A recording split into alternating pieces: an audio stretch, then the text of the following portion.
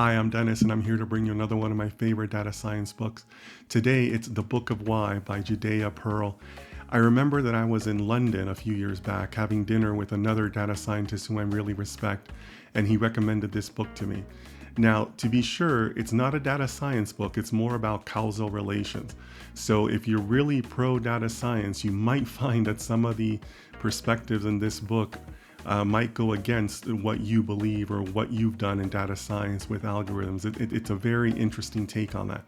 So it's really much more about causal understandings, causal diagrams, things along those lines.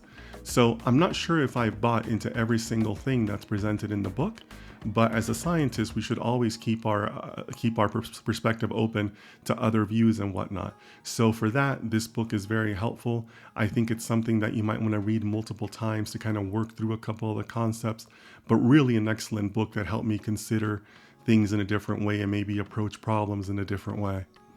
And if you'd like more data science leadership content, please click on like and follow below.